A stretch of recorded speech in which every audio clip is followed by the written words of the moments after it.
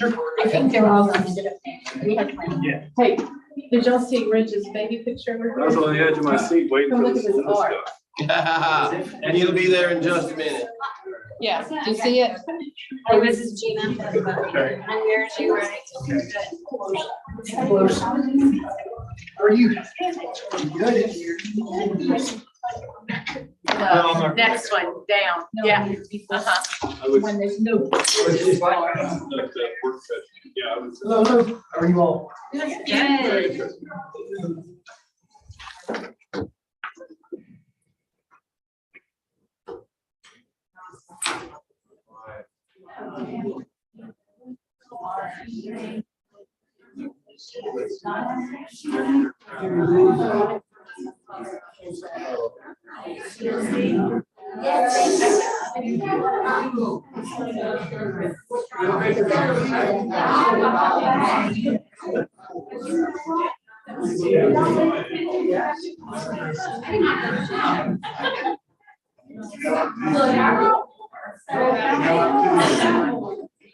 Do you want an agenda? Yes. Okay. Would you like?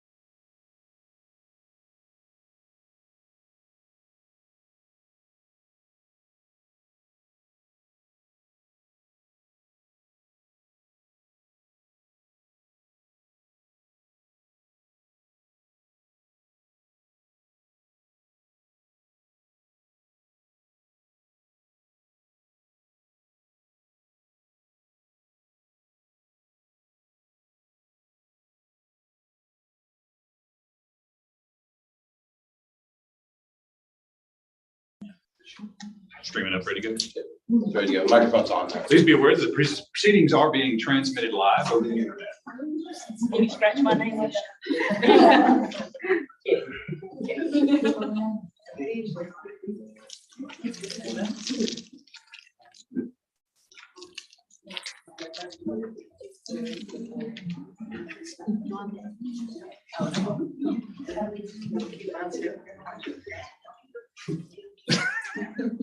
I was supposed to tell you, I didn't say.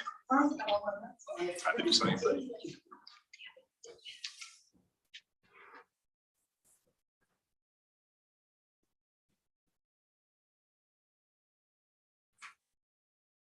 A little delay. Oh, it is. Should be. I'd be worried if it wasn't.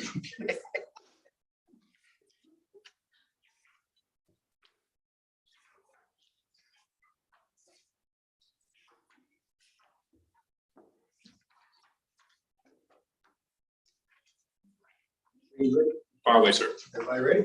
Yes, sir. All right. It's time to call the August 8th, 2022 week to order. Welcome everybody in attendance. At this time, the group please stand for pledge of allegiance. Pledge allegiance to the flag of the United States of America, and to the republic for which it stands, one nation, under God, indivisible, with liberty and justice for all.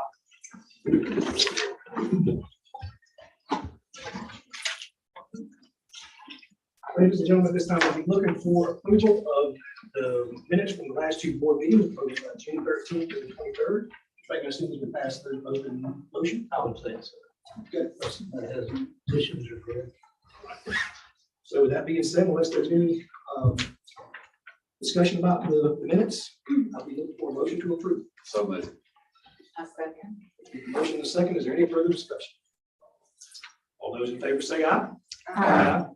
Opposed, nay. Motion carries 7-0. Next, moving in under instructional, we have Ricky Half Days and Ms. Jan Crum. Yes, good evening, members of the board and Superintendent Green. Just wanted to inform you, just as we have in years past, that first week of school, as you know, is really hard for our little preschool babies as they're getting adjusted to a full day of school life. So we like to do a half day for those students. We'll be doing that the first full week of school. As you can see the dates there in your packet, Monday, August the 29th through Friday, September the 2nd. We will operate from 8 o'clock to 12 o'clock for our preschool students only, and they will have breakfast and lunch before they leave. So we just wanted to make you aware that's something we have done for several years. It's been very successful and helpful to our students and to our staff. Any questions, Ms. Crum? Thank you, Ms. Crum. Yes, sir. Next, we have Ms. Lily Foster for an attendance policy. And Mr. Chair, during our policy work session, I kind of indicated that we would be removing the action item where we wanted to make sure that Ms. Foster got together with our principals to have those discussions about several pieces of that policy. So if it suits the chair and the board, we'd like to return in September for the first reading of that particular policy once we've had it informed and looked over probably by council as well.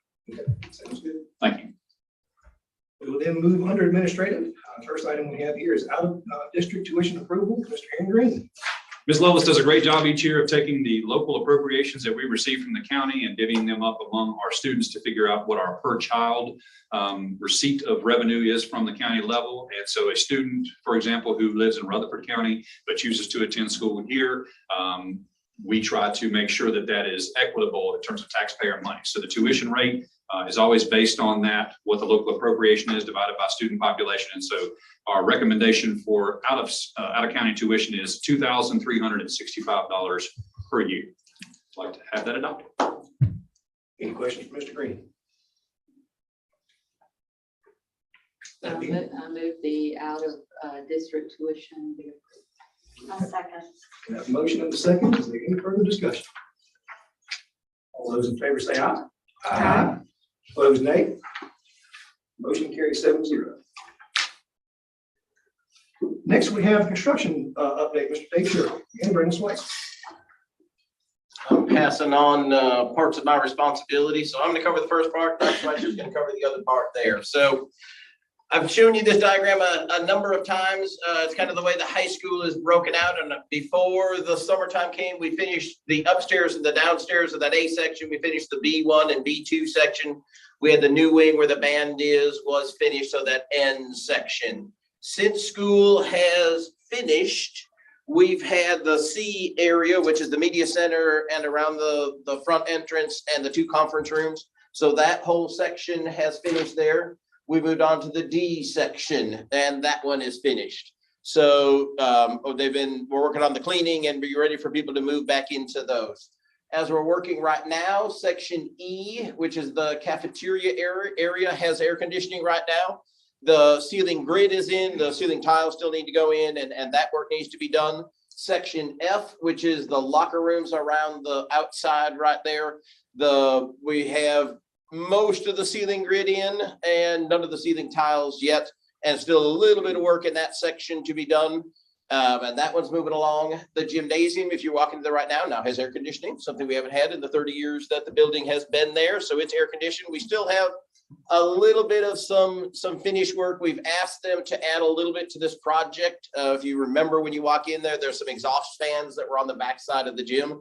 Under this scenario, we're no longer to use those. We've asked those be removed and some sheet metal that goes up over the top of those. So that's about the only project, a little bit of communication cabling that has to be finished. But as of this point right now, our gym has air conditioning. And then the last section is the auditorium. They've done the work on those. Those just need to be turned on and be ready to be used for our convocation in August 23rd. I think it is right there. So we're making good progress throughout the building. We're on track. The date we have there is August 19th, when everything should be up and running. That's the Friday before teachers come back. We actually believe it's going to be close to the end of this week, the beginning of next week. So next Monday is the 15th. I think by the 15th, 16th is really when the vast majority of that work's going to be done. That doesn't mean there isn't a list of punch list things that have to get done. If you've ever done a project at your house, you know that list goes on and on. This is a big house with a long list of little projects that have to be done along the way. There's some paint disagreements about the color of the paint on the wall and the color of the patch-up paint and a variety of things like that. So there's that punch-up list where we're not at all concerned. We meet at least once a week with our construction company. We met with them today. I think we're on a good path to finish this up. Unlike every other project that schools are doing, they all want those projects done for the beginning of the school year. And so we're in competition for some of the tradespeople. In particular, our communication cabling company that sets the cabling that turns this little piece on and that little piece off electronically using the software, apparently has a bit of COVID in their company right now. And so that has a number of their company staff quarantined right now, and so they're not coming out. We're not concerned about it. The equipment when we ran this in the second half of last year, we kind of said, look at the temperature of the returning air. And if that returning air temperature gets hot, then send out more cold air. And so we may not have the exact control in this room and that room, but as a whole, if the building is heating up, send more cold air out into the building. So we may have some time with this punch list and other controls that are there that are a concern for us. We have one other big issue. And this is not a big issue in the overall functioning of the school, but it's a functioning in the appearance of the school. In doing this project, we learned something about the school. We have this beautiful terrazzo floor, in essence, this concrete floor with little specks of color in it, that when it was laid down was this beautiful, bright, shiny kind of gray color. And for 30 years, we've put wax over the top of that. And we laid down the wax, and then people walked on it. And so we laid down about 5 layers of wax, and then we pulled off 3 of them. And then we laid down 3 more layers of wax. And then a year later, we pulled those off and we laid down more of them. So we may have pulled off 2 layers and laid down 3 layers one year. We may have pulled off 1 layer and laid down 4 layers the next year. And that beautiful gray speckledy colored floor is now this kind of drab yellowish brown color. We didn't know that until they started this work and scraped things across the floor and scraped off the wax that's been there. And so if you walk around the school right now, you will see lots of places where things were taped to the floor, where scraping has happened along the way. And it actually shows the beautiful floor that's under this 30 years worth of wax right there. So they know that they have damaged the wax on top of our floor. I wouldn't say they've damaged our floor, they've damaged our wax. So our floor looks very different in places. In some places they tried to be nice. They laid down paper on the floor with duct tape, and now they pulled that duct tape up, and that back hall where our English classrooms are has this beautiful white colored stripe, right? Beautiful white colored stripe down the middle of the hall where they pulled all that wax off. So this is all to be said that when the school opens, the floor is not going to look the way you expect it to. As part of this work, we are still working through their cost to help us repair the floor that is out there. And we're still negotiating. We gave them a price from a company that we would use to redo the whole floor in the building. Obviously, they don't believe they've damaged the whole floor in the building.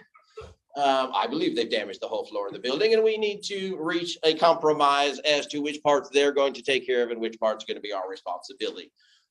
I will say, not to them, that, part of the reason this is because we have 30 years worth of yellow wax on that floor that we probably shouldn't have done. We've been protecting a beautiful concrete floor by putting wax on it, which was probably not the best thing for us to have done for 30 years. So just understand that when you walk into the building, or if you hear community members talking about it, it's not that the floor has been damaged. It's not that, it's that the wax has been removed in places. And we know that's going to be an ongoing project that we have to get done. We can't really compromise. We can't really start negotiating a price until they're finished with all of their work and we've determined a percentage of the floor that's been damaged, and then moving on from that part right there. Any questions about that? There's been lots of other projects going on. As I've moved partially out of my job, Dr. Schweitzer has taken care of some of the other operations. So he's going to talk about our other projects. Thank you, Sherby. So two things I would say real quick as we close this out. The first is I've been a part of various chemical agents and removing wax from floors, all things over the years. Who knew that duct tape can take up 30 years of wax just like that? I mean, so if we duct tape the entire floor, pull it up, that's the plan for getting wax up there, right? The second thing is, as we wind this project down, I think I would be remiss as someone who had a personal stake, I think, in this project, not to say thank you to Mr. Sherby for his oversight throughout the entire project. So thank you very much, sir, for your involvement and your time. One thing, Dr. Schweitzer, I forgot to tell you. So far, just to keep you up to date, we have paid $5.1 million on the project. We have a little over $1 million left to pay to them. That includes the retainage that they're holding for each of those parts right there. Forgot to tell you about that part. So kind of expanding outward, a couple other things we've been looking at. As you're aware, Forbes Preschool is looking to expand and add on over at Tryon Elementary School. Our administrators have been working with the pre-K staff to try to develop an initial drawing with the architect. We've sent that back to the architect with a few changes we'd like to see in that development. We're waiting for that to come back. Obviously, we can't put that out for bid until that is approved by you guys, and we're hopeful to get a contract in front of you by the next board meeting. We kind of listed this out school by school with a few projects we've been tackling. Some of them are pending. I'll try to highlight those. Tryon Elementary School, we did recoat the roof on the auditorium. There were several leaks and issues over there that has now been sealed and taken care of. Also, the heat pump is pending replacement in the auditorium. So continuing woes with HVAC issues that we're hopefully getting shored up as we move forward. Gym floors have been refinished and the heat pump also replaced at Forbes, as well as some just general maintenance over in the auditorium. I recently had the opportunity to host a community event over at Tryon's auditorium. And if you haven't been in there a while, it looks fantastic and it's getting better by the day. A lot of improvements and some upgrades to that particular area. Polk Central Elementary School security doors have been ordered and we're awaiting delivery. As I'm sure you've been briefed, we are looking at altering and adjusting the way we do our entry protocols for Polk Central to bring us more in line with a more secure footing. So those doors are on ordered. Hopefully they will arrive soon. Air conditioner in the science lab. You are going to see at several of our schools conversations about backflow preventers. This is something that, to be honest with you, when we built our schools years ago, there was not code that really required us to put a lot of water backflow preventers from our water utility providers. As codes have changed, this is one area where we are out of compliance. And then over time, we are slowly working our way back into compliance. So if you hear more conversations about water backflow preventers, some of our schools have them and just simply need to be inspected and pass inspection. Some of them don't have them at all and need to be installed and put in place to make sure we are compliant with the new regulations. So that backflow preventer is pending an install at Polk Central, general building maintenance, and also the gym floors updated. At Sunny View, there's backflow preventer again. That is one location that did have it in place and that has passed its inspection, so we're good there. Down to Saluda, we did a little bit of tree removal from some diseased trees that were there. Also some new carpeting, specifically in the office, the nurse's office, and the workroom. Also, there was a concrete outdoor classroom that was poured as an extension off of one of the buildings. It looks fantastic, did a great job. We need to address a ledge issue on the back side of it, possibly look at installing some hand railing to make that a little bit more of a usable space. If you look at the grade on the backside of Saluda, it falls a little bit steeper than we anticipated. And so when we poured this slab, which is fantastic, the back end is about a 16-inch drop off. Not bad for me, not very good for 5-year-olds. So that's going to be something we're going to have to address and take a look at. Moving on. So we also took a look at Polk County Middle School. There's another backflow preventer issue. We are looking at needing to rebuild theirs. Theirs did not pass inspection. So we've been working through that process and that work has been completed. We've also bush hogged several of the overgrown areas, some other general maintenance. At the high school, in addition to our HVAC project, you are aware that we had an outdoor track resurfacing project that went into effect. I will say this about that track, if you haven't been down to see it, it is fantastic. I did not sure how blue was going to look, I got to be honest, but now that it's in place, I don't know that I want it any other way. It looks really, really good. The physical install to the track was fantastic. If you're aware of the project we did several years ago, the base and the asphalt that's there and exists is absolutely impeccable. I believe Stotts did that work for us several years ago, and the foundation for our track is second to none. The layers we built on top of that is really where this resurfacing comes into effect, that rubberization and bringing us into that modernized track. That part has been absolutely fantastic and looks really good. The only issues we ran into with the track resurfacing was, of course, on the final step, and that is paint. So the painting and getting the lines nice and clean, those have been some issues. We've been going back. Our vendor's been really good about making sure they come back and shore up what they need to, and that tends to happen when you hold a check and don't give it to them until they get it corrected. So that's where we're on that. Also, bush hog a few banks over at the high school, get some things cleared out, some concrete work. This one's an interesting conversation. So we have needed to repair the sidewalk in the rear of the building. That is the sidewalk that actually feeds our boiler room access. You've probably all driven by it 100 times, never paid any attention to it. But that's one of the egresses from the back of our building. It's about halfway up through our bus lot. That sidewalk needed to be realigned and repaired due to some trees that had grown in and the root structure had damaged the sidewalk. Also have another concrete repair just outside our auditorium from one of the egresses in the back where a tree actually did the same kind of thing. Actually lifted that concrete pad nearly 8 inches. So that part needed to be replaced. And in the process of all this, you'll see a line item that says sinkhole repair. So the sidewalk that leads from the student parking area up to the main building. There was a day where our construction teams that were out there actually backed one of the loaders up and the rear wheel hit just a corner of that sidewalk and chipped off about a 1-foot section. The guy's thinking, oh my goodness, now we're going to have to pay for one more thing we have to fix out here. Went and peeled it back and uncovered a probably 5 foot deep by about 6.5 to 7 foot in diameter sinkhole that was directly under that sidewalk. So we got out there with got to have a little fun. Mr. Lanning helped us out with our CTE department, our concrete saws. I got to run a skid steer and we flipped over that pad to reveal what was going on. It's interesting. There was a drain that was a storm drain installed at Polk County High School when it was built that actually feeds all the rainwater off of the upper drive lots and funnels it down towards the tennis court area. That drain line was put in place and then the gas company came right behind it and punched a hole directly through that storm drain line when they ran their gas lines. The reason why we haven't found it in all this time is because that was not a pressurized line. And thankfully it wasn't a sewage line. We probably would have found it even quicker. So what has transpired is every single storm since 1992 has slowly chipped away and pulled more and more debris from underneath that sidewalk until we, in a happy accident, discovered this sinkhole. So I don't think any students were in danger of falling through. That concrete slab was at least 6 6 inches thick. So it certainly would have carried foot traffic weight, but it's a good thing for us to catch because had a vehicle gone across it, it certainly could have collapsed. So part of our concrete work was repairing that. Also, we've repaired all of the awnings at Polk County High School. That was actually done by contracting out in-house. But got all of our awning and soffitting repaired and painted, which looks really good, and just general building maintenance. And finally, at the early college, we've done some landscaping. We are also looking at, and this is in process, a no trespassing sign to be installed at the gravel lot. We're having some issues with not very good signage over at that location, some people pulling up in that gravel lot area and parking overnight, just some safety concerns we have with that space. So we're going to start with signage and then kind of walk things up the ladder from there to make sure that's a little bit more secure area. And then other than general building maintenance, that kind of rounds out some of our current ongoing and pending projects. Mr. Chair and Board, I would like to simply add the same thing that Dr. Schweitzer did, and that is, in order for projects to go well, you know, Mr. Miller and people I've really considered mentors over the years have always said, you better be out there about every day, sticking your nose in, figuring out what's going on. That man right there has done it. And I want to say thanks to Dave Sherping publicly for that. He's been a tremendous force on that project.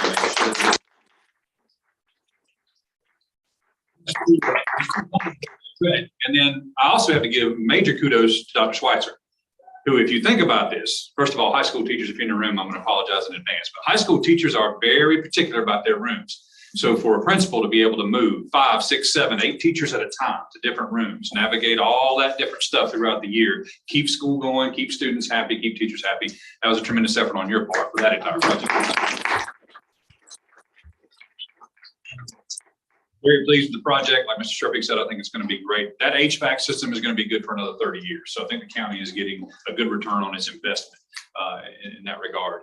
And then do want to mention Darren Green as well. Taking over for Robert Gilbert, I can tell you our maintenance crew has not missed a beat. Love Robert, going to miss Robert, but Darren Green is outstanding, and we're pleased to have him at the helm. And he's certainly, along with Dr. Schweitzer and Mr. Sherping, are responsible for our repairs this summer. Just want to mention, thank goodness we had somebody like Darren to fill in after Roberts. Two really good people, and appreciate y'all's work. Any questions for these gentlemen on our projects? All right, thank you, guys. Much appreciated. Moving on, next on our agenda is CEP, Mr. Aaron Green. I'm going to defer once again to smarter individuals. Mr. Sherping. All right. So yeah, covered the first part already. you had slide one. I'm just going to run through those real quick. Community eligibility program, is that way that we can get free meals out there. Our history of kind of how we've done that over the years. We talked about CEP at the elementary schools. We have 3 that qualify right now. Their qualification rates, how that's going to play out along the way, the amount of money that we get for each of those meals, so you get more if a child is free, the federal government pays more because you've worked to keep those prices down for our families, that when the amount our families pay and then the reimbursement doesn't quite bring us up to the level of an actual free reimbursement right there. We've gone through each of these, that if we do CEP, just one estimate will be that Sunnyview will actually make a little bit more money doing CEP this whole school year because they're a very high poverty school. Polk Central, which is not quite as high poverty, will lose just a little bit of money at that school. And then Tryon Elementary, that qualifies because we found a couple of years back where they had enough to go over 40%, but in the future will not have that, is a school that's going to lose $20,000 to $30,000 per year. So you kind of put that together and you get the overall measurement of how CEP is going to work for there. Issue number 2 is the highly awaited Saluda discussion. So Saluda has been this outlier for us for a couple of years right now. So if you go back to 2018, 2019, this is where I said we did what I'm calling Polk universal free. You all decided that because students are eating free at Polk Central, at Sunnyview, and at Tryon, we were going to allow families, every child at Saluda to also eat free. So it was universal free, but we covered the cost on that one. So I call it Polk universal free. That next year, we decided that probably the best path was let families do the application. So those that qualify, we get the free money, the free meals from the federal government, and then we work out for those that do not qualify. We help work out some of those expenses right there. I won't say that every child ate free, but those that qualified ate free, and then we worked with those that didn't qualify in some other ways across there. Then COVID came, 2021 and 21-22. The US federal government said everybody can eat free, and that's where we're at, and brings us to 22-23. So this is a rough summary of the number of kids at Saluda and kind of how their lunches have worked. There are about 150 total students at the school, and from Jennifer's records, we know that about 20 of them bring the lunch to school every day. Those were not, we have no impact on those. They don't help us, they don't hurt us. That's just the way they are. We know that about 50% of the kids, or 50 students at the school, or roughly 1/3 or 33%, qualify for free reduced lunch. Now, keep in mind, remember when we talked about CEP, it can only be those that qualify before the application status. So those that get food stamps, those that get TANF, those that are homeless or migrants or foster children, or any of those ways that you qualify directly, or we call direct certification. This school, once you do direct certification and then families fill out the application, we still only hit about 1/3 of the students right there. So they won't qualify for CEP. If you go back to years ago when they did, what we ended up doing was we could group the schools together, and because there weren't that many kids, we let the poor other schools kind of pass them along the way when we grouped them all together there. So that leaves about 80 students that purchased their lunch. So kind of we give you kind of the scenario we did with those other elementary schools. If those 80 students had lunch for 180 days, that comes out to 14,000 meals right there. If they would buy a lunch, Jennifer would get the $3 for each one of those meals. She'd get about $43,000. She's also going to get the reimbursement of 87 cents for each one of those. So she'll end up with a total revenue of about $56,000 right there for 1 year there. Can I Yes. make an important clarification? Jennifer doesn't receive that money, the food service service. operation. There you go. That's You it. never know what people take offline. There you go. Jennifer does not get it. That Jennifer does not get it. Food service for the Polk County schools gets about $56,000 worth of revenue right there, if all 80 of those students would eat a lunch. If on the other, if they paid for that lunch. If on the other hand, we did universal free, we would not get what we'll call Polk County universal free. We would not get that $3. All we would get would be the 87 cents, because we're allowing each of those students to eat free. So we get the 87 cents. She'd get revenue of about $12,500 right there. So because if you would like, if this is your choice, you want all of those students to eat free, we're not going to get that $3 that comes in for each one of those. All Jennifer can apply for as a reimbursement is the 87 cents.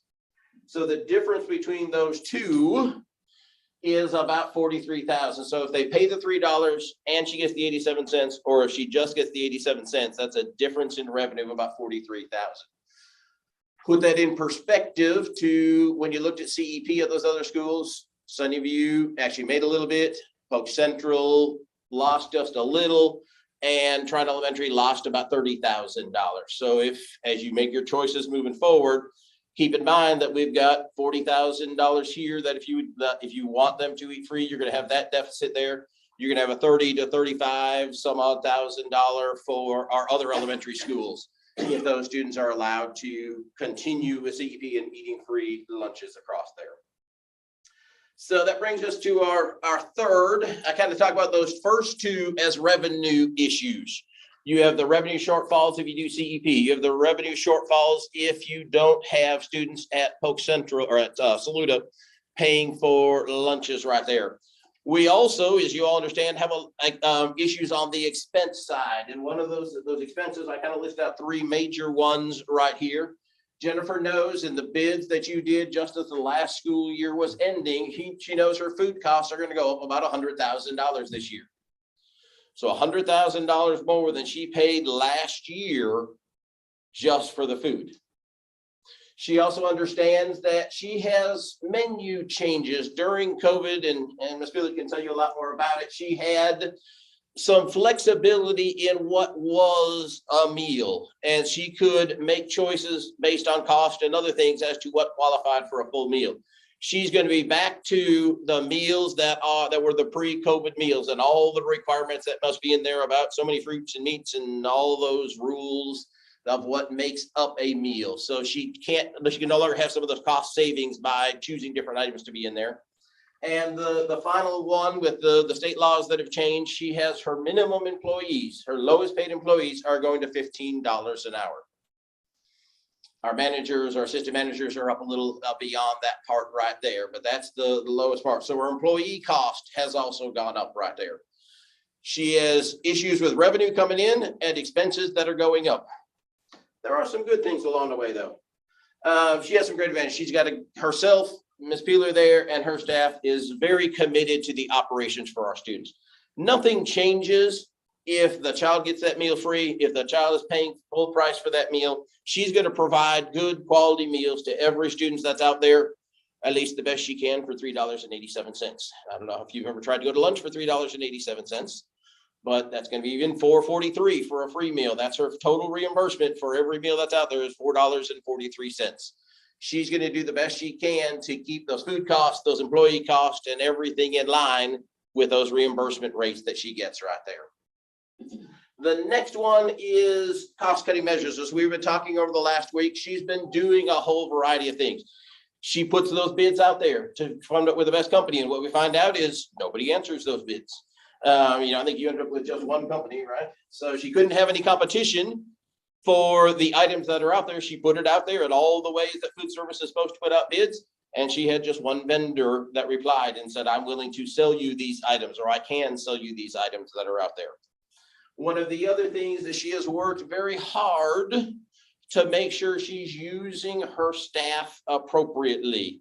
So cutting them back in the number of employees. She has one less employee out there this year than she had last year. And she's also looking at cutting those hours back. So we used to treat, right or wrong, we treated a lot of our employees as all kind of the same. And whether it was a school day, then all of our employees came in. And one of the things she's looked at is if it's a half day and we are doing breakfast but not doing lunch, do I really need all those employees there on that day? The last day of school or some of those other days that are out there, she's actually cutting her employees' hours back there to make sure that she's trying to keep her operational expenses or employee expenses as low as possible. And then the final thing out there that she has going for her is she has done a phenomenal job for the last 2 years. We've talked to you time and time and time again about every Thursday when she ran meals out here, all the places she's been delivering meals out to every summer camp and church camp and every other thing that's been going on. She's done everything she could to get as much revenue in over the last 2 years. She knew she was getting the highest reimbursement rate she could possibly have out there.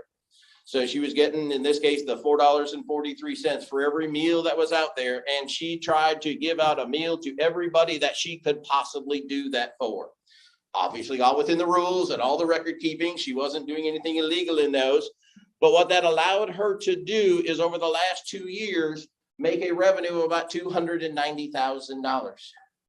Keep in mind, it was only about 3 years ago where you wrote off a debt in food service for $250,000.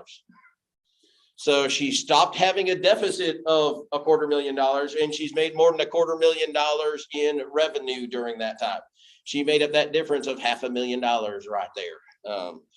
She also ended up zero since you had to write off that debt right there, but she's back to zero at that point. She's worked really hard to do these things. I don't know why I'm bragging. You could have said all these things. So she's done a really good job for that. So we're going into this year the best way we possibly can. We're not at zero. She actually has in the bank $290,000. A little more than that, actually. So what we would need you to be thinking about are your 3 options for moving forward. Do you want to do what we've been doing? Do you want to have CEP at Tryon, Polk Central, and Sunnyview with Saluda getting universal free? Mr. Green knows that he has people in the community that will donate some of the money to make up that deficit at Tryon out there, at Saluda out there.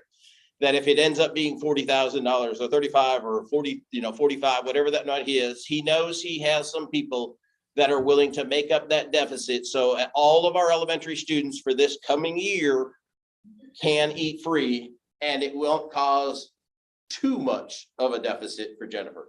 understand that schools like Tryon are gonna lose money, that under CEP, there's no way because of the poverty rate for her to be able to make the revenue to stay equal right there. So this is an option whereby with some donations, we're able to allow all four elementary schools to eat free, but understand that there's gonna be deficits in there.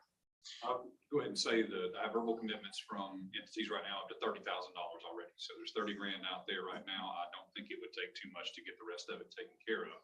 That's something you always ask me as a superintendent, what I feel like I could get in terms of donations for providing this universal option. So we're 30 grand right now. I don't think it would be an issue to get to 50 by any stretch.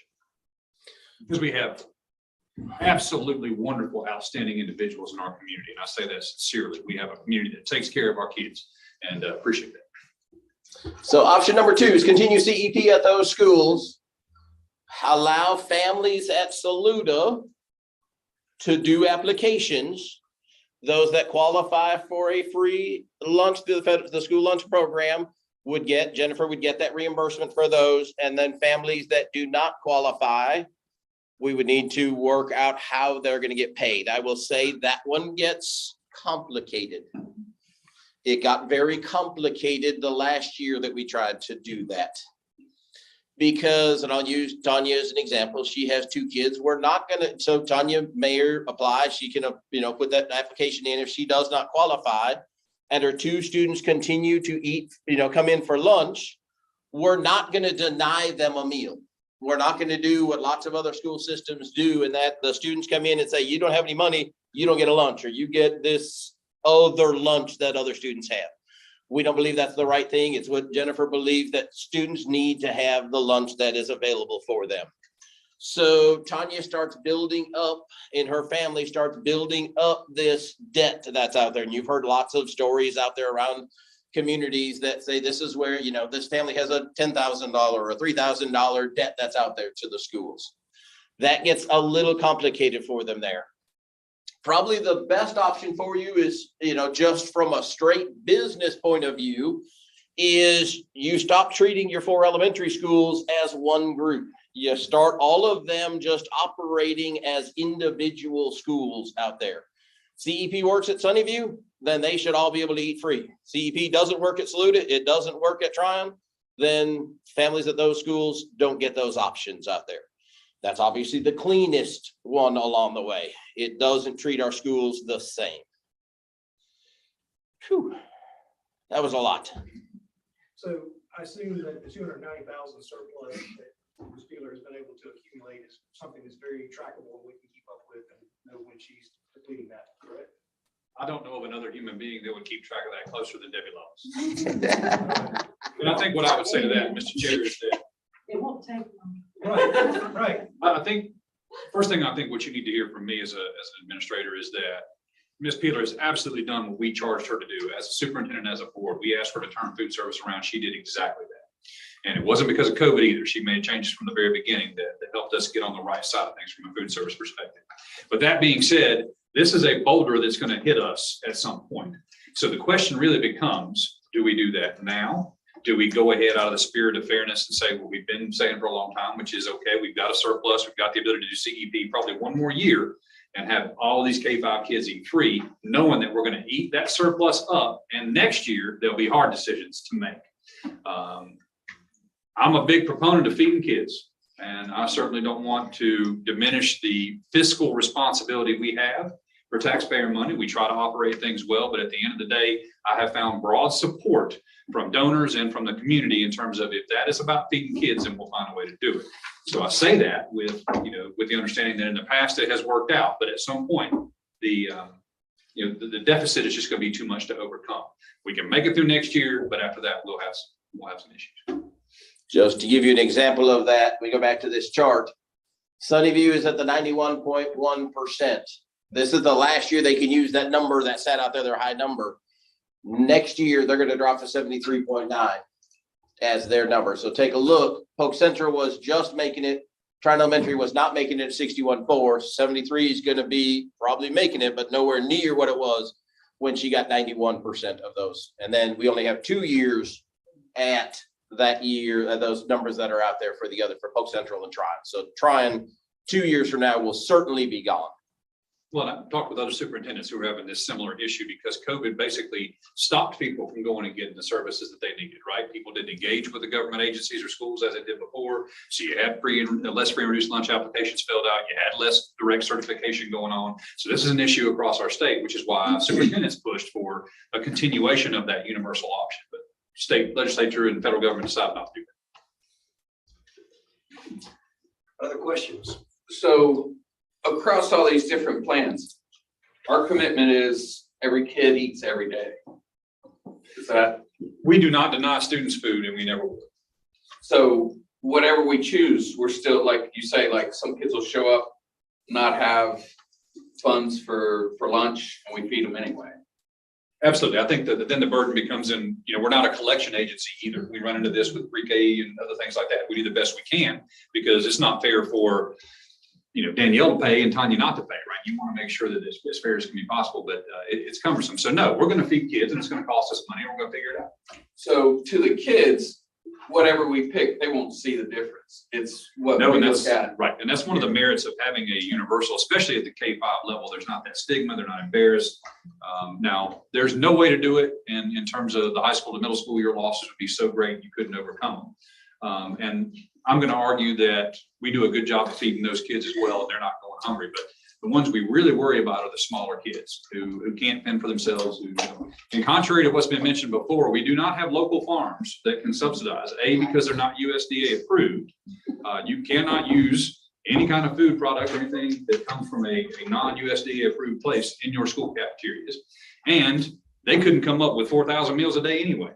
You got to have 2,000 lunches and 2,000 breakfasts. I'm not sure there's enough farms in Western North Carolina to pull that off. So it's a great suggestion, great option, but I can't call up the farm down the street and say, I need 40 cases of tomatoes tomorrow. So having that kind of help is a little bit impossible, but the donations and people, donate from the community side is good. And typically this board has responded very well when looking at the K-5, the pre-K-5 population. That is the ones who can't fend for themselves and who probably deserve that overriding everybody eats free. Again, you cannot deny the business case. And that's something that Mr. Sharpick and I and Jennifer talk about all the time, is that at some point you're going to lose money and we're going to be in the hole. It's just a matter of, do you want to do it one more year while we have a surplus, or do you want to go ahead and bite the bullet now? Bad terminology. Do you want to? Please. I'm gonna make a motion to stay with CEP for at least 4 more years. So let me clarify that, Mr. Coble. So you're saying in addition, and go ahead and provide Polk University. You're talking about option 1. Yes, sir. I second that. All right, got a motion and a second. Is there any more discussion? That being said, all those in favor say aye. Aye. Opposed, nay.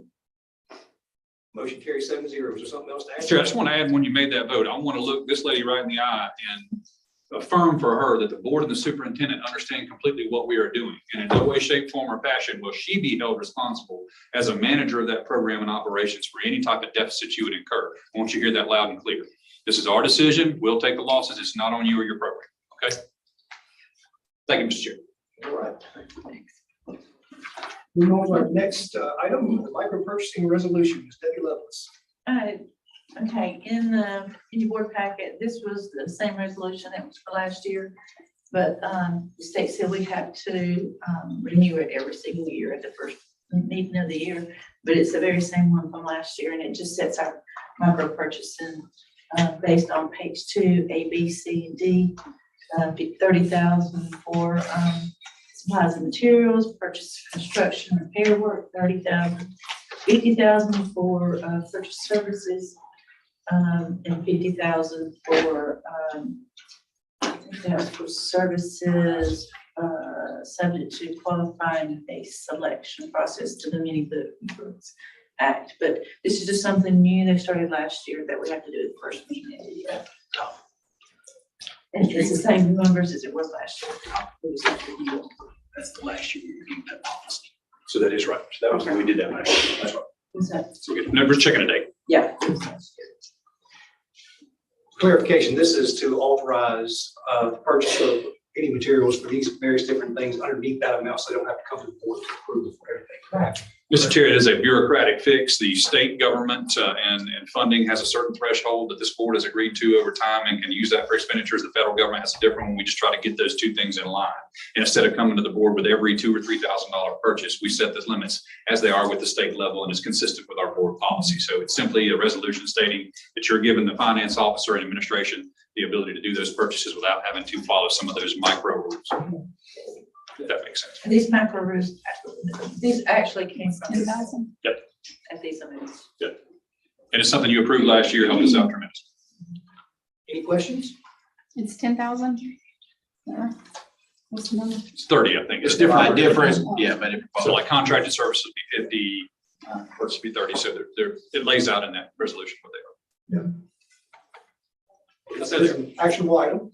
There's no other questions. I'll be looking for a motion in a second. So moved. Motion in a second. Any further discussion? All in favor, say aye. Aye. Opposed, nay. Motion carries 7-0. Back to Mr. Green now for a book challenge update. Thank you, Mr. Chair. I did want to update the board of where we're at in that process. Dr. Schweitzer has been trying to wrap up the work of that committee.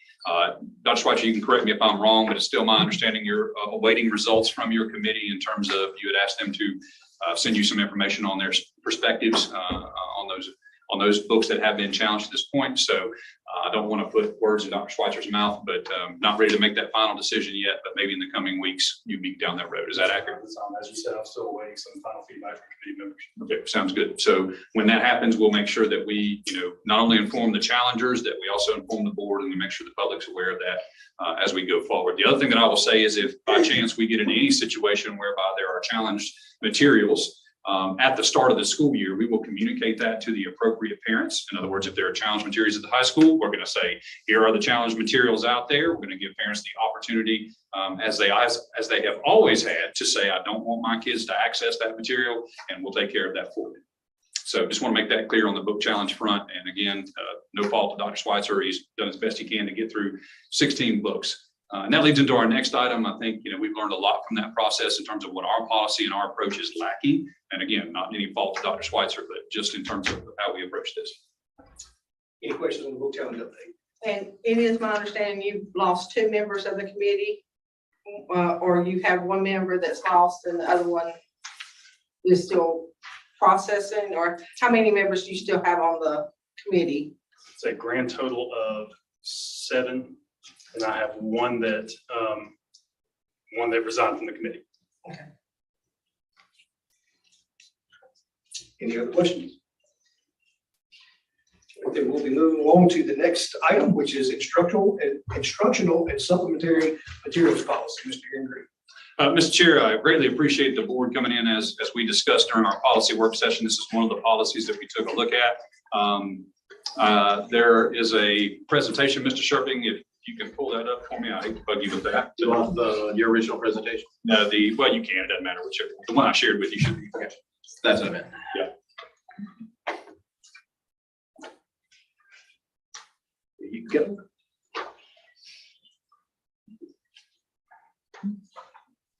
So on this specific policy revision, as we talked about during our work session, I'll rehash it because I do think it's important to cover it again.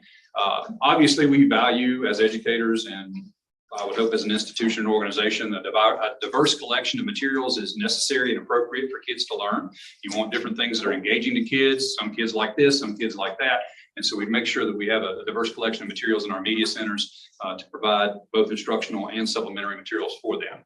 The impetus for review of this particular policy, again, came from looking at our current policy, which is a bit vague. It doesn't get into specifics in terms of some of the criteria. It doesn't delineate well between instructional materials versus supplemental. Instructional materials might be classroom activities or things that you use resource-wise in a classroom, where you have a captive audience and students are forced to go down that road. And then supplemental materials are materials that are simply available to them, let's say in a library, they can have access to it. So if you'll, again, the board keep in mind, there's required and then there's access, and we wanted to make sure we broke those two things apart. We also felt like, the limitations, not only for challenges, which I think the board, has always wanted us to have some criteria and some meat in terms of how are we making these decisions when materials are challenged. But perhaps more importantly, we need a guideline so that as we go forward and select materials, that we are clear about what our expectations are. And this policy, the new policy, does a much better job of that, of laying out criteria, laying out ways that we can measure the balance of what faults does this particular resource have versus what merit it has. And that's the basis by which legally and, from an educational standpoint, we're required to review those things. Mr. Shepherd. That's where we've been. Obviously, we've had some current challenges, and I think that has only highlighted our need for a better policy as we spoke during the session. Again, this is a policy that gets us in line more with best practice and what's going on with other districts. We obviously hired a Polk County High School media coordinator, which we've needed for a while. That is going to be a godsend in terms of being able to curate that collection at the high school level and having another trained, experienced, wise set of eyes and ears on that process. And so the legal considerations of the current policy and process are, again, I don't want us to be arbitrary. I don't want somebody to come in and say, I don't like that book, it's a viewpoint issue, and you take it off the shelf. We need to have a balanced discussion about that. And because you've got people on both sides of this issue, you've got people who are very passionate that this particular book doesn't belong, and you've got people who are very passionate that it does. And so you have to have some type of, I think, better balanced approach and criteria to operate from than what exists in our current policy. Also, I think that the process helps out our administrators. It helps out our media coordinators. It gives them something to go on rather than just, well, you might form a committee, you might not form a committee. Again, I think it helps us out as we encounter these challenges and as we select materials going forward. We do have a desire to adopt some type of revision for this policy for clarity, for effectiveness in terms of how we operate. And obviously you've seen the proposed policy, and that would result in procedure changes as well that we discussed. And Mr. Sharping. So we have two policies out there that are. I'm sorry, can you pull that presentation back up? Sure, I'm sorry. All right, I love you anyway. You're good. Yeah, this one was different. I actually wanted to get through all that and then we'll show the policies. That's okay. So as we mentioned, in this current political climate, I would be surprised if we didn't have any further challenges of materials over time. I'm not saying that to be anything other than honest. I'm not trying to comment on whether that's good or bad.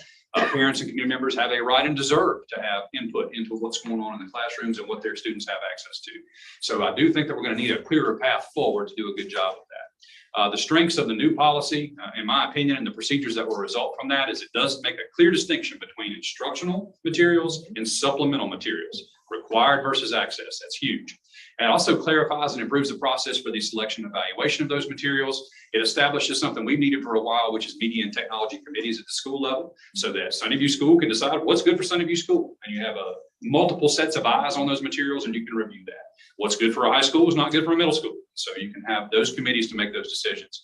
Response and oversight will only be improved through that process. I think it also clarifies and improves the procedures for addressing challenges and addressing if parents don't want their students to access materials. It makes it clearer, makes us have procedures and things in place so that those protections are there. You as a board need to be able to say to parents, if you don't want your kid accessing that material, we have a process for that. We've had it informally, but we need to make that more formal, in my opinion, and this policy does that. It also includes parental involvement in the process, which is huge for us. At this point, the last slide in terms of final considerations that I would tell you is that we would love to see this policy accepted for first reading today. If you do have changes, obviously we'll listen to those very clearly. And then that will prompt us to develop the procedures that are related to the policy that will help us as we get started during the school year and as we go forward, both evaluating materials and selecting materials. And I also think it would be helpful for the board to be clear on what your intent is if we go down this road from the aspect of, obviously those books were challenged, or the initial books were challenged under our old policy. I think legally we have to play that out. But from this point forward, we would recommend that the board, and hope the board would say any future appeals or future challenges would fall under the new policy. So we'd be looking for your direction on that as well, in addition to whether you adopt that on first reading or not. Obviously, our recommendation as an administration is to adopt these policies. Mr. Sharping, if you'll go through the bits and pieces, and board, if you will, proceed with your conversation, Mr. Ashworth. So you have, as we've done for all of our other policies, I tried to give you a link to, or gave you a link to the current policy that is out there, and then this policy that's out there for first reading. So the first one is 3200. We went over, kind of the details of this one. I'll highlight just a couple of things. One is the instructional material section versus the supplementary materials section, the rules and the ideas for those. Highlighting once again, the creation of a media and technology advisory committee at each of our schools out there. Something we haven't had, and something that we need to implement to make this policy work. As you work your way down this policy, the objectives, the purpose and criteria that will be used, and then how removal of outdated materials and acceptance of donated materials is going to work. So this is the policy we are proposing for the selection of instructional and supplementary materials for getting into our schools. I assume we'll need to pass each one of these individually. I would assume so, sir, yes. Discussion. On the MTAC committee, will the principal at each school determine the composition of the committee? Obviously with district input, yes, ma'am. I think what we would be looking at there, as we always do in administration, is what is best practice. And so we're going to look at other districts and what's been done successfully in other places, as well as what we've experienced success with. But absolutely, who knows better what staff, what educators need to be on there, with a little advice from the district office. But yes, principals and those media coordinators will be a large part of that. So if you go down to number 2 on the second page, the last paragraph there, the MTAC will be comprised of the school's principal, and we understand we want to put school media coordinator on there, the district media lead, and will include teachers and instructional support personnel representing various subject areas and grade levels, and parents. Students should be involved when feasible. So that is what we believe you're going to propose for who should be on that MTAC committee. Again, to clarify, the district media lead in a situation where we might be looking at print materials, that might be the director of curriculum instruction, Ms. Jan Crump, because she's very familiar with print materials and how that interplays. If it is a digital series of digital resources, that person might be Mr. Sherping or Dr. Schweitzer, who's involved with the technology side and understands digital resources better. And so that's why we let the digital media lead, the media lead, but we can obviously change that to a specific person if the board prefers. I wanted to discuss about the policy 3200. In the old policy, where the wording is genetic all the way through, like if we used educational, it was all the way through, or instructional, it was all the way through.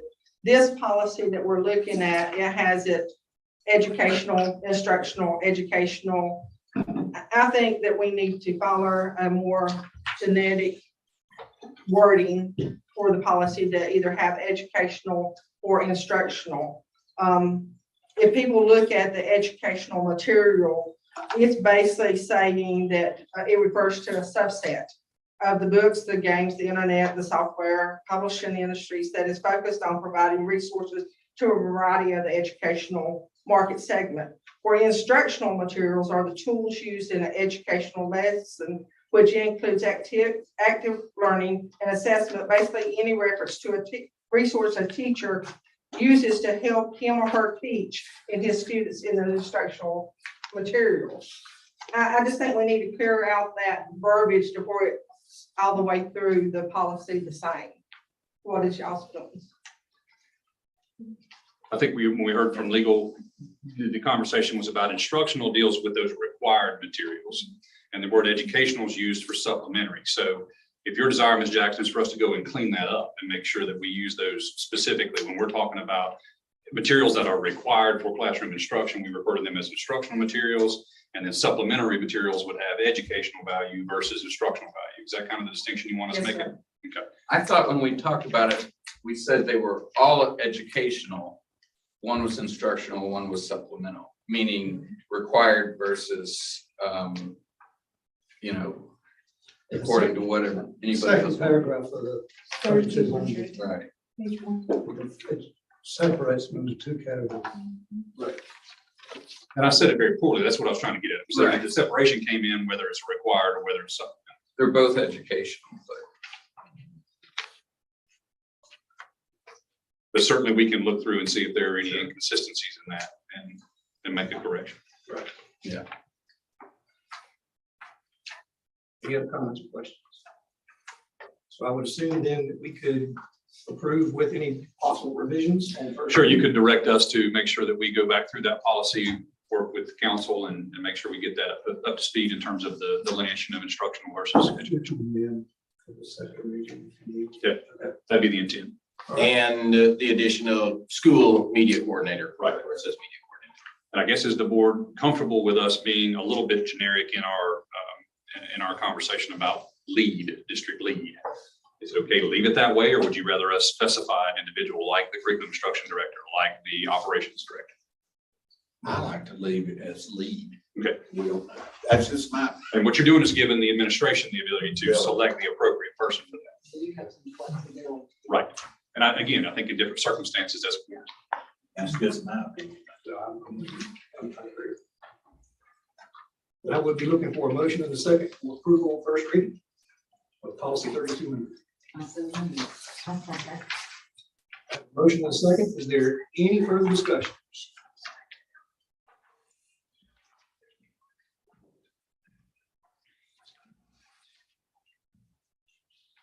Ms. Jackson's asking about, instead of using the abbreviation MTAC, going ahead and making sure that that's fully said in each spot. That is no problem at all. And it may actually contribute to the reading of the paragraph. So I have no problem with making that change.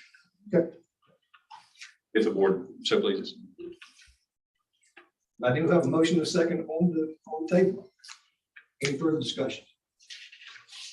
All those in favor say aye. Aye.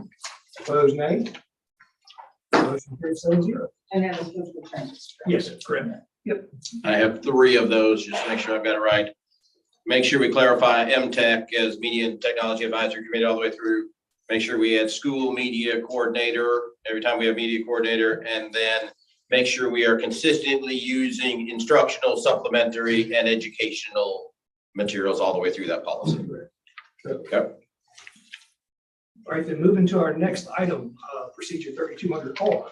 Mr. Green, my understanding is this is an administrative thing now, that you all will adopt. Is that correct? So are we instructing you to go ahead and do so? Is that what we need to do? My understanding, and Mr. Fagan could chime in, this is a regulation. It is more of a direction to the administration for how to proceed with procedures and process.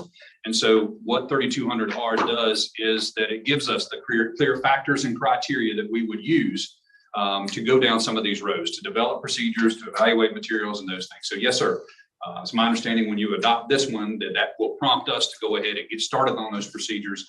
Again, the regulation is a supplement to the policy itself. Mr. Fagan, would you like to say anything further? I agree with that. It may be that based upon the guidelines here, 3200R, they develop the forms or other particulars of the process.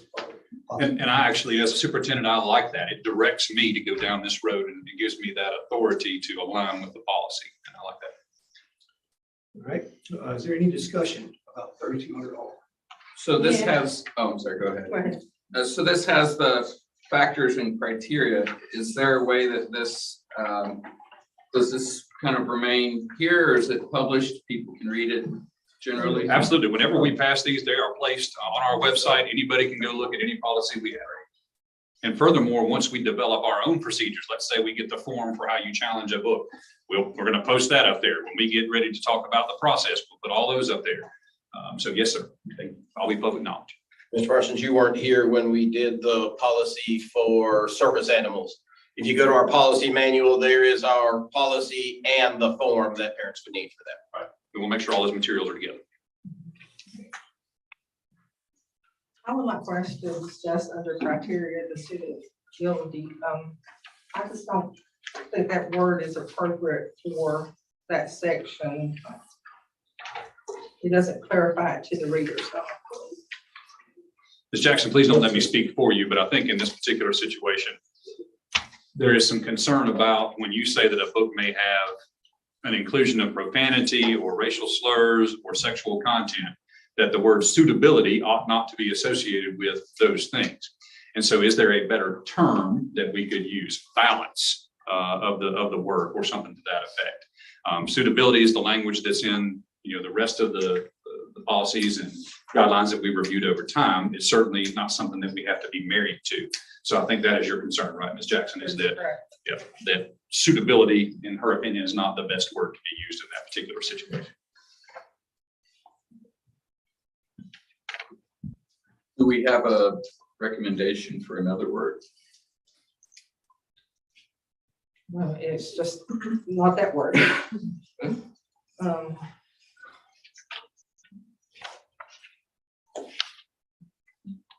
I wish I had my thesaurus with me.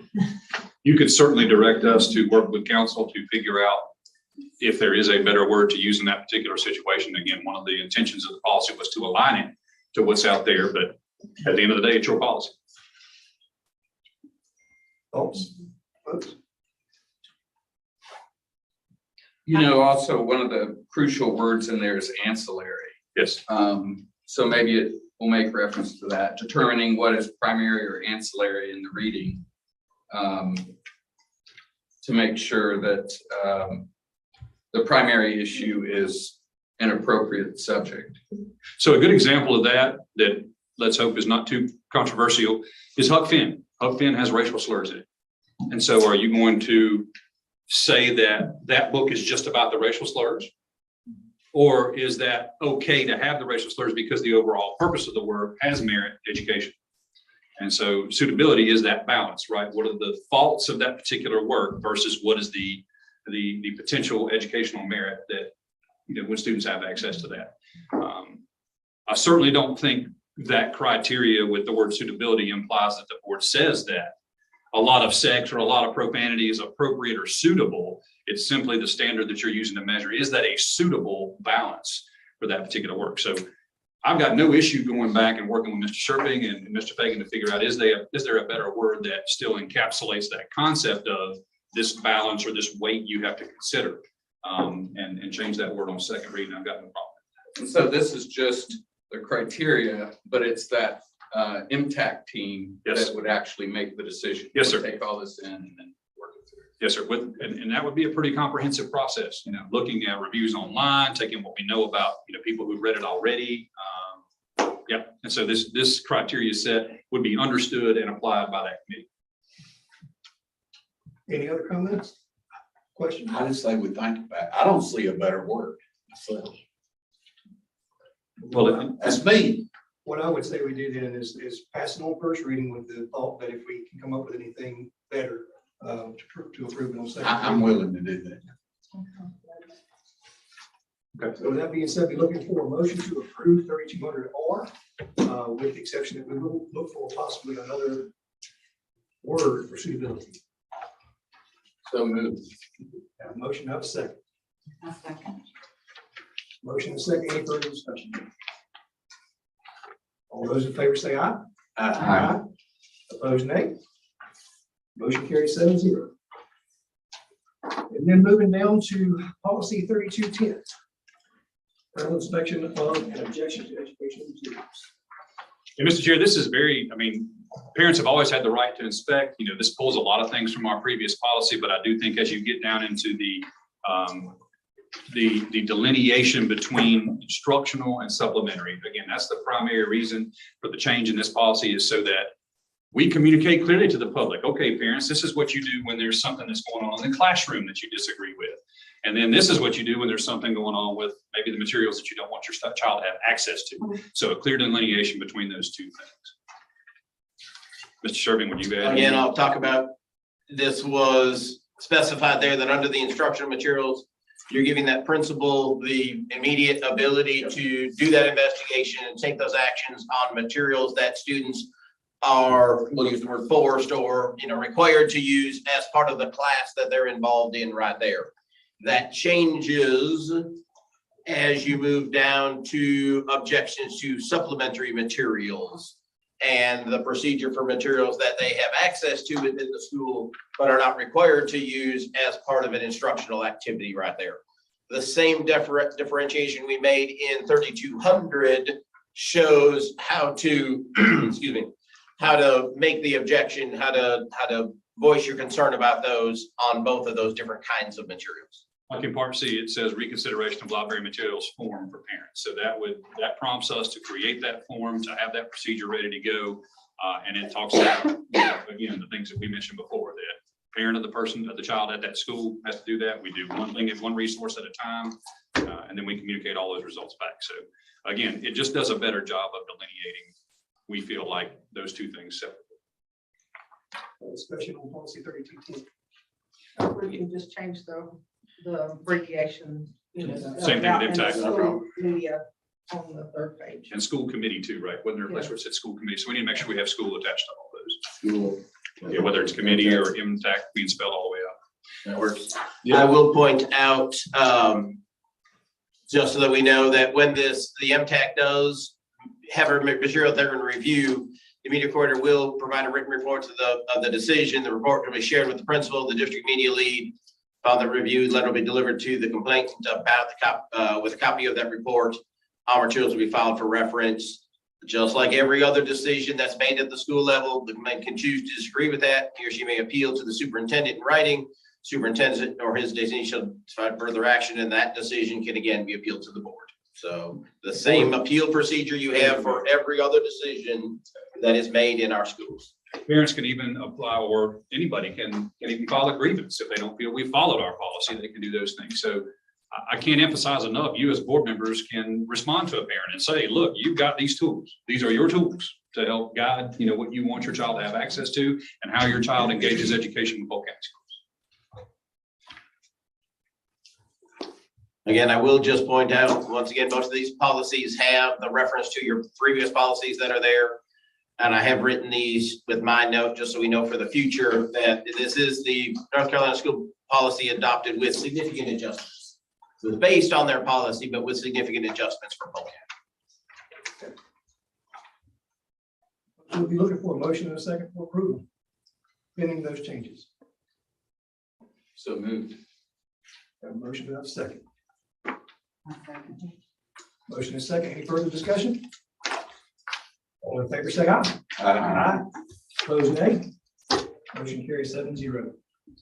Mr. Chair, I want to thank the board for going through what is probably an arduous process of thinking about those things. Again, I think that strikes a good balance between folks who feel very strongly on one side and folks who feel very strongly on the other. It also protects the board, in my opinion, about doing things in an arbitrary or capricious way, which is not wise when you start talking about legal matters. So thank you for that. Sticking with you, Mr. Green, we'll go with the superintendent's update. All right. So what I would tell you is officially we are done having to make any type of vote on COVID restrictions. I did confirm that with the Superintendent's Association in the state. So that ended on June 30th. So no longer do you have to vote to mask or not mask. That is gone. Let's hope monkeypox doesn't make us make some other decision, but at the end of the day, that is all done. So what I would prefer to do is to use our superintendent's update slot, if it's amenable to the board, to talk about upcoming events and to perhaps even answer questions that I received from board members about things being said or communicated regarding our operations. So if that's all right with you, Mr. Chair, I'd like to proceed in that fashion. It's all right with the board. Okay. All right. So first thing I want to point to is we are going to have our administrators retreat. That's where we get our principals and our directors together and we really plan out, the year. We make sure that we talk about all the legal updates, all the things that may or may not have changed. For example, CEP is something we'll talk about. We're also going to get together for about an hour and talk about where are bus drivers at? What routes do we have covered? What we don't. So it's really a problem solving. And we also throw a little bit of PD in there too. We feed them lunch and we try to get some professional development for our administrators. So it's a nice 2-day event. That's the 16th and 17th. We'll be having that as we do every year. On a little bit later that week on Thursday, I think we have orientation for our new employees. I have to give just tremendous credit to our principals and to our human resources department. We are nowhere near the shape that other districts are in terms of finding people. And that's for 2 reasons. Number one, people stay in Polk County because we have a great school system that is fun, rewarding to work in, not because of the pay, but because of the environment and the culture that we've created over time. And as long as we can preserve that, I think we will continue. We've got teachers who have options to leave and make $10,000 more a year across the state lines. They stay here because they love Polk County's culture. And so I think that is a testament to our principals. It's a testament to our community. And as long as we support these educators and show them that, I think we'll be able to retain them. But tremendous job getting these holes filled. So our new employee orientation is going to be great. We really don't have a lot of gaps. We are still looking for classified. So custodians, bus drivers, food service workers, anybody who wants to jump in that boat, please let us know. Minimum wage now is $15 an hour. And if you want to be a food service worker and a bus driver, we'll give you full time with benefits. So good times. And then finally, on August 23rd, we certainly invite the entire board. That's our convocation. We don't do that every year. We do it so often. I felt like coming out of COVID, it was time for us to all kind of reset and to get refocused on moving forward instead of being backwardly focused, or to talk about, this, that, or the other, or all the other drama that's out there. We need to return our focus to kids and to teaching and learning. And that's what the 23rd will be about. We're having Logan Weber come and present a keynote on the winner in you, which is basically about customer service and remembering that we do value service above self as educators. And that's the product we deliver to our students and our families and our community. So please come out August the 23rd. We'd love to have you there at convocation. That'll be at Polk County High School as long as the HVAC is turned on. Yeah, we'll be good. That's going to be from 9 to 11:30. Followed by lunch. Followed by lunch. You have free lunch too. Yes. And then we've got some PD in the afternoon and a health fair for our employees. And that's really a big hit for our employees. They can get services, get blood draws, do different tests, get those kind of things. So we try to make it a pretty fulfilling day for our employees. Mr. Chair, I can stop here, or I can address some things that have been said out there that I feel like we can rebut for you in terms of their accuracy. This may not be the forum or the time for that. Obviously, I can do that, as I talk one-on-one with you, but I have been asked questions by different board members. And for me, efficiency would say I could tell everybody, but I also don't want to be seen as poking the bear or trying to get anything started. That's not my goal either. What's the pleasure of the board? I'm kind of curious what poking the bear would look like. I'm not curious about that. Go for it. Yeah. So what I would tell you is that whether I want it or not, I am contacted regularly by individuals who want to tell me what the latest thing on Facebook is or what they heard at this meeting the other night. And it's unfortunate that sometimes people, well-intentioned people, get something and take it over here, take it out of context, and it comes back different. So let me just state for the record a couple of things, and anybody who wants to ask me questions about that, whether they be a board member or the public, they can do so at any time. Again, for the record, we do not teach CRT. Critical race theory is not in our curriculum. It's not in our standards. We have never taught CRT. If anybody disagrees with the education they're receiving from their child's teacher, all they have to do is to call the principal or to call me, and we will address that. But I want it clearly stated that CRT is not taught. It's not in our standards in Polk County schools. Critical race theory is an old legal theory back in the 70s that was used at the university level, but it's been co-opted as a term for people to use at the national level for anything that has to do with talking about race or inequality or anything like that. Again, we try to approach everything from a balanced perspective. Is it important for people to know what a great country this is and take pride in that? Absolutely it is, and we teach that every single day. Is it important to know where we stubbed our toe and where we had hiccups and maybe didn't treat people so well? Absolutely, and we try to do that in a balanced way. So if we're not doing that, I would love for people to come to us and say that, but I hear repeatedly that we're teaching CRT. Polk County Schools does not teach a CRT. We do not have any rooms in our schools where we take students who may be having issues and try to convert them to anything. That was said in a public meeting recently, according to what I've heard. We do not have rooms where a nurse or a principal tries to convince someone that they're this or they're that. That's absurd. We do not do that. Our counselors are very dedicated individuals who simply try to triage and respond to the needs of our students. Principals are the same way. I want to clarify that for you. Dr. Seuss books are still on the shelves. We have not removed a single Dr. Seuss book. And again, that's a national talking point that made its way to us. We have not removed Dr. Seuss books. Our social emotional learning program is taught by our teachers. It is second step, and it is definitely formulated for Polk County schools. We don't use all those materials. We have a conversation with our principals and our teachers about what has merit in that curriculum, and that's what's applied. We've allowed that to be reviewed by multiple parents. Nobody has come back with any issues. Is that right, Ms. Crump? And so, again, I would prefer that SEL term not be used for a catch-all for anything and everything. What we're teaching kids is life skills. What do you do when you're frustrated with somebody else? How do you resolve conflict? And anybody who wants to look at that curriculum, we make that available, and I would encourage them to do so if they have concerns. Finally, I joked about it early, but I'm going to tell you, it's been told to me, I have nothing from the Department of Health and Human Services or at the state level that tells me that we're going to be shutting down for monkeypox. We're not going to be requiring masks for monkeypox. We're not going to be doing tests for monkeypox. Monkeypox is not on our radar right now. So listen, I don't say that in a flippant fashion. What I'm concerned about is our teachers looking over their shoulders, worried that people are saying these things are going on in our schools when they're not. And if people have legitimate concerns, I've said it 1,000 times, please call your teacher, call your principal, call me. We will address those concerns. But I wanted the board to hear that loud and clear, that these are things being talked about in our community, that I get questioned about, and that some board members even ask me questions about. So I wanted to set that record straight. I don't want to be seen as being a smart aleck. I'm not trying to be that. Parents have legitimate concerns about what their children are learning. There are school systems in this country who are taking it way too far, in my opinion. Having conversations with young people they shouldn't. Making decisions for parents that they shouldn't. That is not Polk County schools. And as long as I'm at the helm at the administration level, it won't be Polk County schools. But I want to make sure that we do talk about things that are provable, that are factual, instead of, well, they probably do this or they do that. Because when I press people on it or I ask people, what does CRT mean? Nope. So I'll leave it at that, sir. Any questions or comments from Mr. Green? Thank you for that opportunity. I won't try to be so lively, maybe next superintendent's update. All right, then moving on, next we have old business. Under old business, you remember that in June, I brought you a supplement proposal. We still have not received word from the state on that extra local supplement money that they had provided last year, whether or not that's going to be here. Ms. Lovelace and I are hearing that it's coming, but as I have told you before, I do not trust the legislature or DPI until that money is in the bank, and it's not in the bank yet. So we will probably return to you in September with a recommendation on supplement.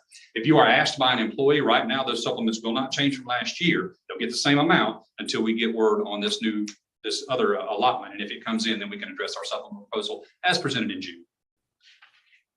And no new business, Mr. Chair.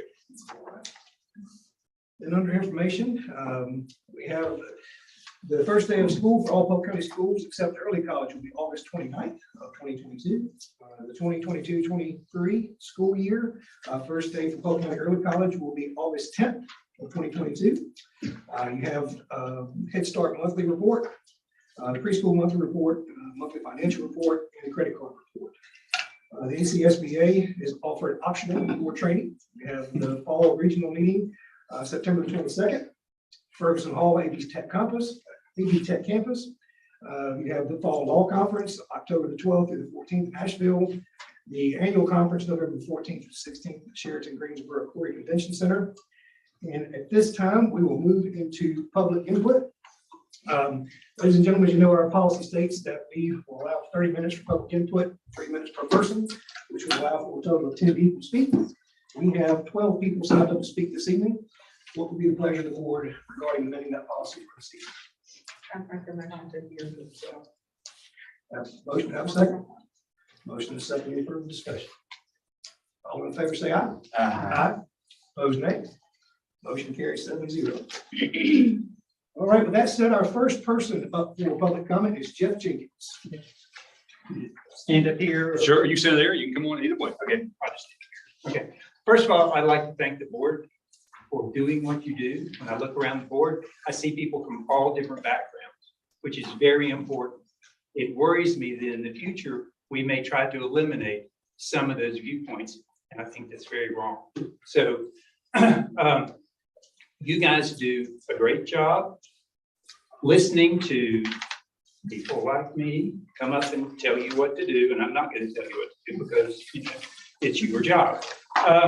You made some hard decisions over the last few years. You dealt with the pandemic in, I felt, a very good way. You eventually came around to following what are health procedures, and that was a tough decision, but you should be thanked for that because you did the right thing. You saved some grandparent somewhere from getting a disease that causes a lot of morbidity and possible mortality. So good for you. Kudos for that. I also like to thank all the administrators and also especially the teachers who work here. Those teachers deserve a lot of credit. They get a lot of grief for doing things that they don't do. I know of no teacher out there who is trying to harm a child. They're not pushing pornography. They are not trying to change your children's attitude about anything. They're only trying to educate. And they educate them by showing them different points of view. My child heard a lot of different points of view when he went through Polk County High School and elementary school, and it served him well in the future. We didn't agree with all of them, but he needed to hear them. So thank you all.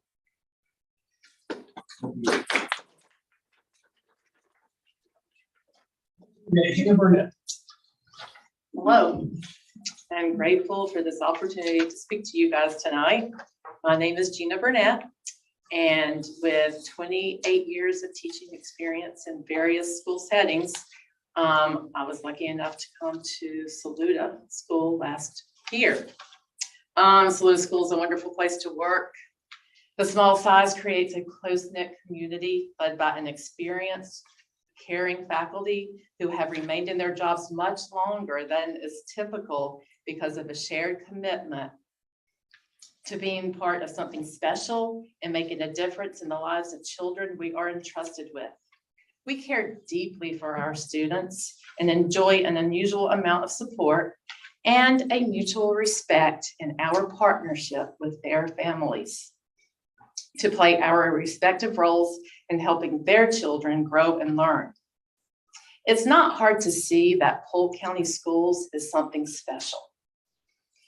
I have taught in other school systems, and I can attest to this fact, which is borne out regularly in ratings and rankings. This success is not by accident. Polk County Schools has for years been led by committed, quality leaders with a deliberate strategy to attract the best teachers and to trust those teachers to do their jobs, making use of their expertise and experience. This climate of trust and support from our leadership, our school board, and our community makes Polk County a special place to teach and for our children to learn. It is the nature of school board meetings that people occasionally appear here to speak up when they think something is wrong. I appreciate this chance to speak up and say that something is very much right here. There are hundreds of people not here tonight because they are living their busy lives who feel the same way about Polk County Schools as I do. This is a special place because of the support, trust, and common commitment to our children that unites us. Thank you.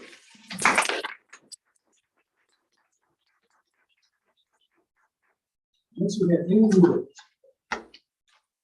Good evening. My name is Amy Wood. I live in Polk County and have 2 children in Polk County schools. And I'm here tonight to simply say thank you, mostly because of all the negativity I've heard that you've had to deal with, and you've had to deal with a lot of it. So I'm just here to say thank you to the school board, to the administration, and to everyone working in Polk County schools on behalf of our kids. So, and I am especially grateful for our hardworking and dedicated teachers across the county.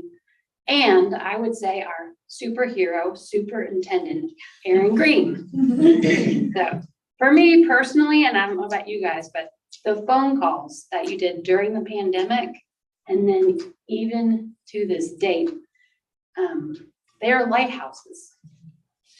So they're reminders of our collective strength, of our community caring, and our ability to get through tough times to better days ahead. And they've certainly helped me and my family. So thank you, Aaron. I appreciate you all, and I appreciate how lucky we all are to be in this school district.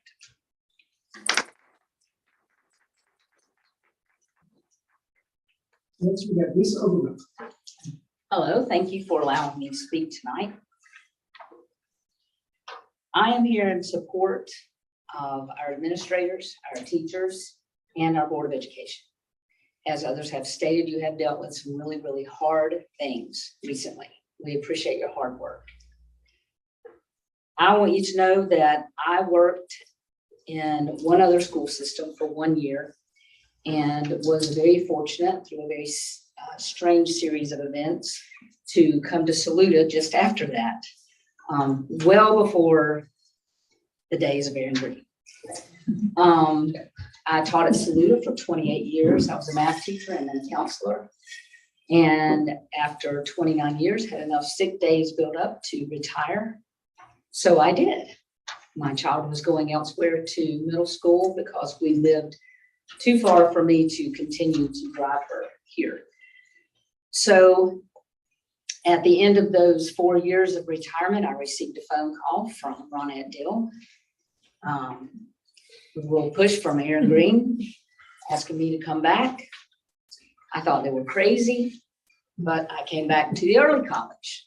So Khan Academy and I reviewed quite a bit so that I could teach math at the early college.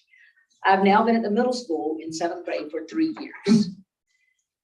I want you to know that this summer I was approached by more than one person to come to Henderson County to teach high school math. Was told that I could choose the courses I wanted to teach because they were in that much need of a math teacher. I could have been 10 minutes from home. Right now, it takes me 30 minutes to drive. I could have made about 4 times as much with supplement as I can in Polk County. I want you to know, because of the support of our administrators and from who I teach with, which is terrible grammar in the sentence with preposition, that the folks I am around made that decision easy for me. I will be back at Polk County Middle School in the 7th grade this year. And I just wanted to say thank you for the support. I know that in Polk County, we as professionals will be heard, as parents, we will be heard. And I want you to thank you for allowing me to continue my teaching career in my 35th year in the best school system in North Carolina. Gonna be here at least 2 years.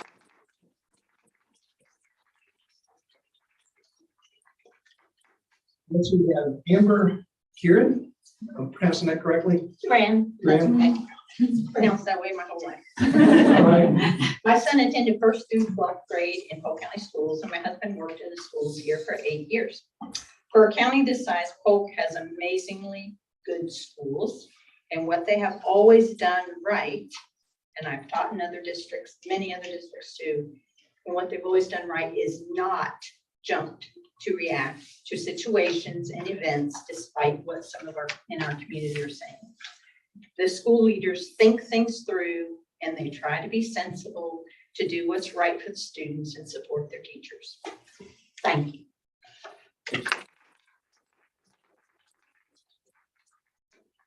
Rick Gasperson. It's been a great privilege to be here this evening and to see this board and hear the staff reports. All I can say is wow. And I'll say I made a mistake in the 12 years I was on the Board of Commissioners. I wish I'd have been attending these meetings. I think it's very enlightening. And if the stars align and it happens again, I'll be attending more of these meetings. You all are great. Thank you for your leadership. Thank you for your determination to stay the course. I know that in all the years I've been involved in Polk County government prior, having those dedicated leaders and staff makes all the difference in the world of how the quality in local government and especially here in our schools, how it can move forward. I had the great privilege of being on the board with many reports from prior Superintendent Bill Miller, great superintendent. Thank you for your service there. And let me tell you who I really miss. I miss this guy right there.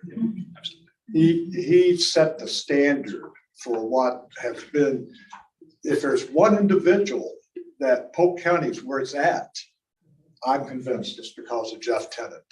What a remarkable legacy he's left.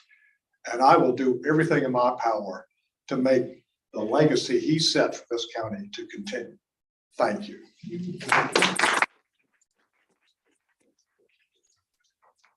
Next we have Megan Young. She had to leave. Oh, okay. Tell her I'm sorry I ran my mouth. She got called away. We'll go then with Margaret Curtis. I I didn't prepare anything. This is off the cuff. But my children have gone through the school system from Forbes up to almost 12th grade. I think my oldest has one class before he would graduate from Polk, but he got such a great education here. He's actually studying abroad in Costa Rica right now. So I am tremendously grateful to this school system.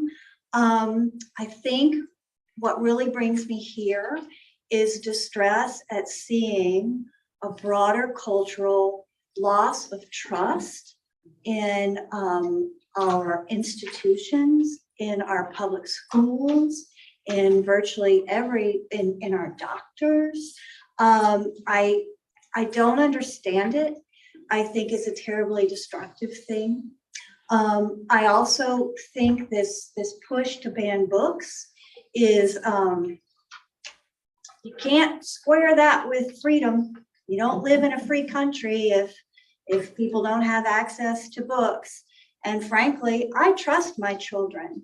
I trust my children that if they read something that they found disturbing, that they would come to me and we'd talk about it. I'm not afraid of books. I have other fears when my kids go to school. Fear gun violence. That's my main concern. And I don't understand why that isn't more of a concern with parents and why people are so hysterical about mention of a sexual act in a book. Have you not read the Bible? Genesis 19:30. Hello? You know, that is not what that book is about, but it's in that book. You know, books have broader context, including John Green's book, which I know was targeted by a lot of parents. You know, I actually know his mom. I'm a good friend of his mom. John Green's a great guy, and he was laughing about how people are always trying to ban that book. The book is actually, the whole point of the book is that casual sex isn't a good thing and teenagers shouldn't do it. That's the whole point of the book. Yet people pass around screenshots of one sentence from that book and everybody's all up in arms that it's promoting this and promoting that. This isn't the way that we run a community. And why don't we have faith in our educators that they're going to share with children things that are educational? I am grateful to teachers. I am grateful to every teacher I ever had in my life, even the ones I didn't agree with.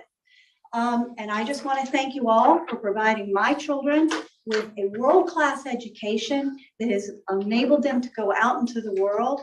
And I trust you. I trust you all with my kids.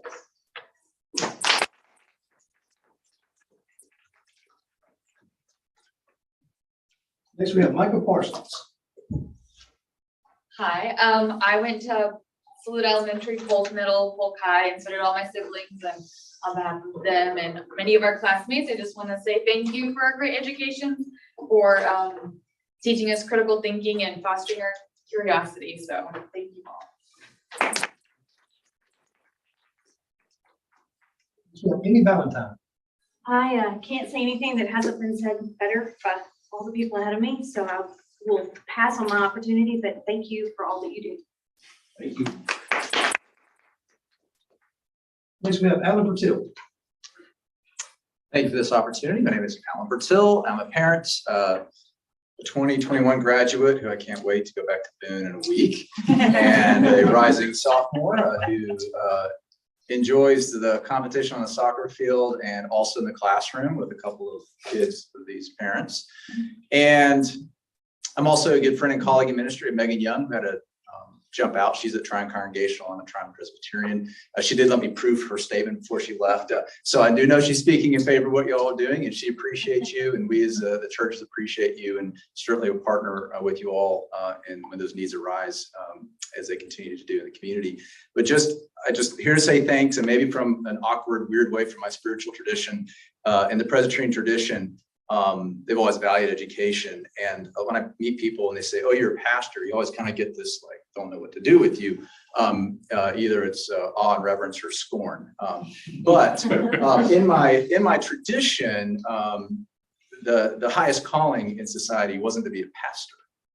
In my tradition, is to be civil magistrate, to be those in government. For I just have a little flock. You have a large flock. And so I just want to thank you for your willingness to step up in leadership in our community, and appreciate what you're doing.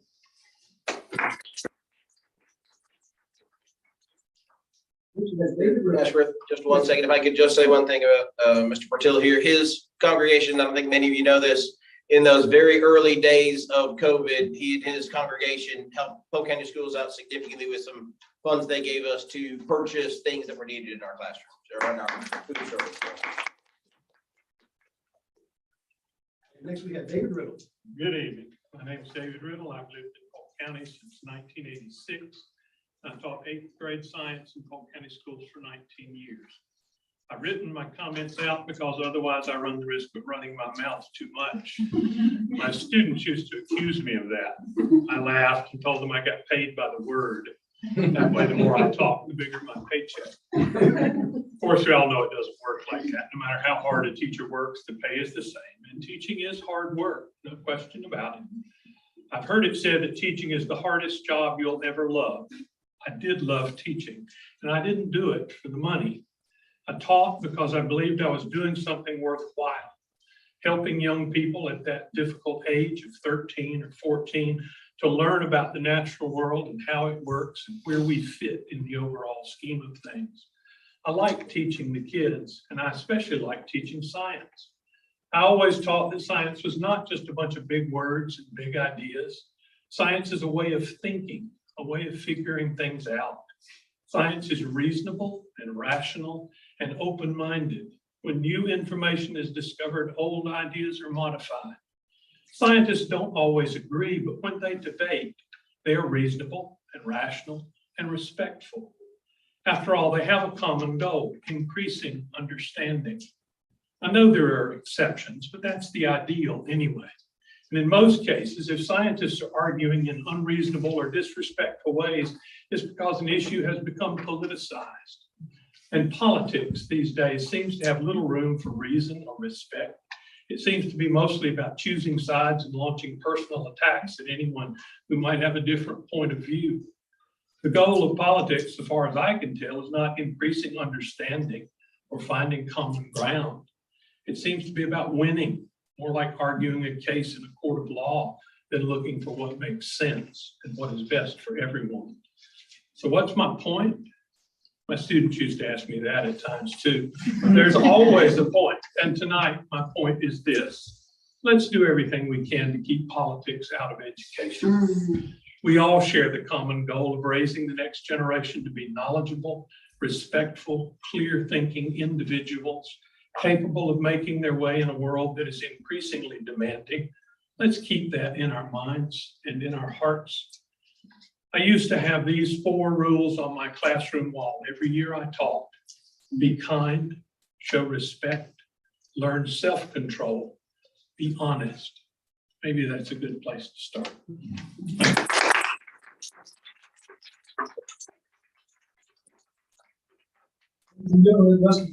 Concludes public input. We now be looking for a motion to move to closed session for purposes of personnel and the attorney-client privilege. Attorney-client privilege.